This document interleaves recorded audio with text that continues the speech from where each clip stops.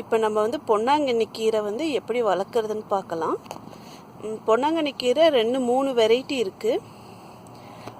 ஒன்று வந்து ரெட் கலரில் இந்த மாதிரி இருக்கும், கொஞ்சம் ரெட் கலர் கலந்த மாதிரி, இது ஒரு வெரைட்டி. இன்னொன்று க்ரீனாக இருக்கும். அப்புறம் லீஃப் வந்து கொஞ்சம் அகலமாக இருக்கிறது, சன்னமாக இருக்கிறது, அந்த மாதிரி ரெட்லேயே நிறையா ரெட் இருக்கிறது, அந்த மாதிரி 3-4 வெரைட்டி இருக்குது.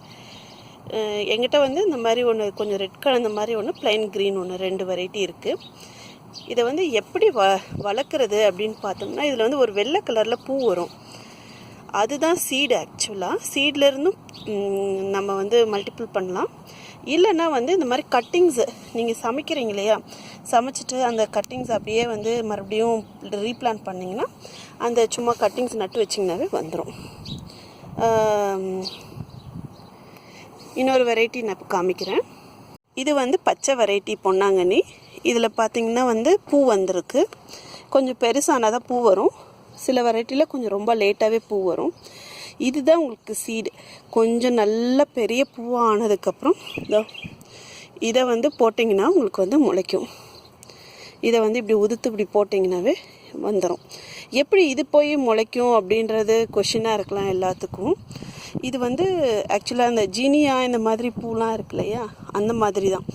அதெல்லாம் வந்து இந்த மாதிரி இருக்கிறத எடுத்து போட்டோம்னா வந்துடும். இதில் வந்து பாருங்களேன், இந்த மஞ்சள் கலரில் ஒன்று இருக்கும், அதுதான் வந்து இந்த மேலே இருக்கிற ஜீனியா பெட்டல் மாதிரி. இது வந்து அதுக்கப்புறமா சீட்ஸ். கொஞ்சம் நல்லா பூ வந்து மெச்சூர் ஆகட்டும்னு எடுத்து நான் இது வந்து செடி விதையிலேருந்து வர வச்சது தான். ஸோ அதனால் அந்த மாதிரி வர வைக்கலாம். இல்லைன்னா இப்படி ஒரு கட்டிங்ஸை கிள்ளி வச்சிங்கன்னா அதுவும் வந்துடும். நீங்கள் இது வந்து ரொம்ப பெனிஃபிஷியரியானது. இது வந்து நீங்கள் ஸ்கின்னுக்கு நல்லது, கண்ணுக்கு நல்லது.